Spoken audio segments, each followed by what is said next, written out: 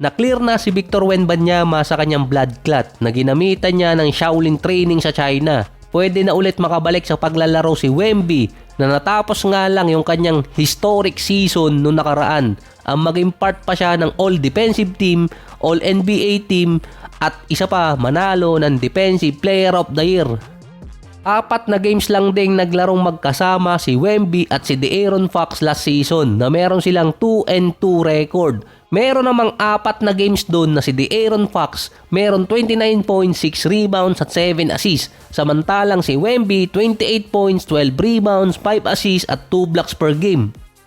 May combine agad yung dalawa na 57 points per game sa loob ng 4 na games. Sa height pa ni Wemby na 7+, meron siyang 3 out of 8 mula sa 3-point area. Mataas na rate yun para sa isang big man. Nasa rate siya ng mga guards at nasa body siya ng isang sentro. Kahit pa back to the ball game na si Wemby ay di umano hindi siya maglalaro sa Eurobasket dahil ang schedule nun August 27 to September 14. Ilang linggo lang din ang pagitan para sa training camp ng NBA. Kasama na doon ang preseason, nasa 2 buwan pa naman mula ngayon. Kahit si Rudy Gobert nag-withdraw na din sa tournament. Sa 2025 season or noong nakaraan, listed si Wemby na 7'3 at 235 pounds. Pero base sa bagong report, bago dumating ang bagong season, mas tataas pa yan kay Wembanyama. Dahil ang initial weight ni Wemby ngayon habang off-season 245 pounds. Nasa 30 pounds na or 15 kilos ang tinaas niya mula nung pumasok siya sa NBA. Ito yung iniiwasan ng kanyang agent ang biglang pagbigat dahil sa risk ng injuring pwedeng makuha ni Wemby. Common kasi sa mga player na nasa 7-footer pataas ang bumibigat at nagiging prone sa lower body injury. Kaya nga sabi dati ng agent ni Wemby, nung pagpasok niya ng NBA, hindi nila bibiglain yung pagbigat niya or pagpapalaki ng katawan. Iintayin nila maging natural.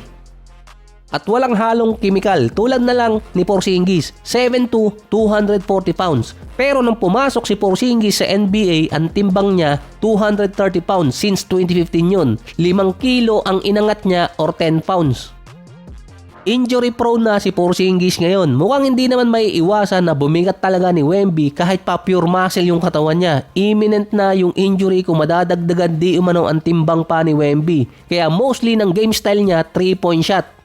Kahit na naiinis yung iba mga analyst na nawawala di umano ang dominant style ni Wemby kung titira lang siya ng titira sa beyond the arc kesa susugurin niya yung rim.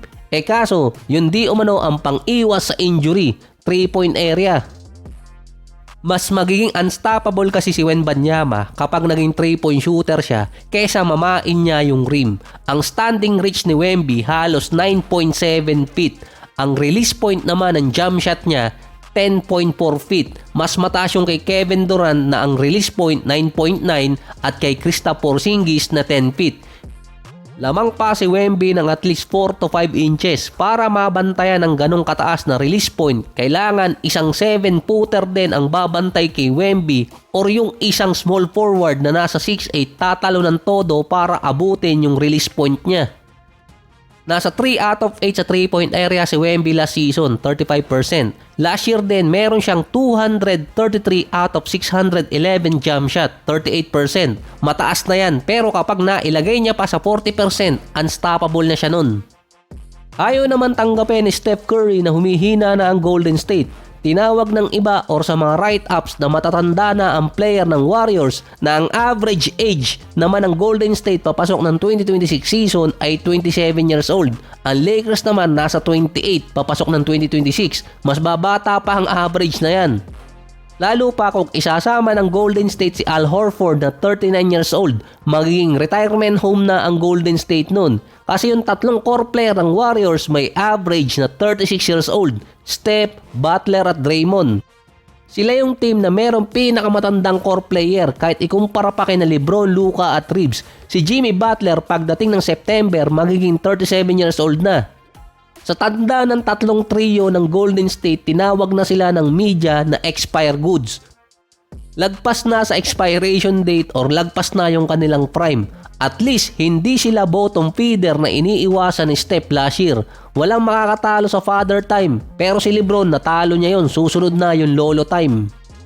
Ang sinabi pa ni Steph, hindi siya masyadong nag-aalala na walang masyadong ginagawa yung GM nila sa free agency dahil tulog pa. Andun pa rin naman na nakakalaro siya ng 70 plus games, nasa 24 points, 4 rebounds at 6 assists per game. Base din sa mga analyst, hindi makakasabay si Steph sa dati niyang ginagawang off-the-ball offense or galaw ng galaw dahil sa edad niya.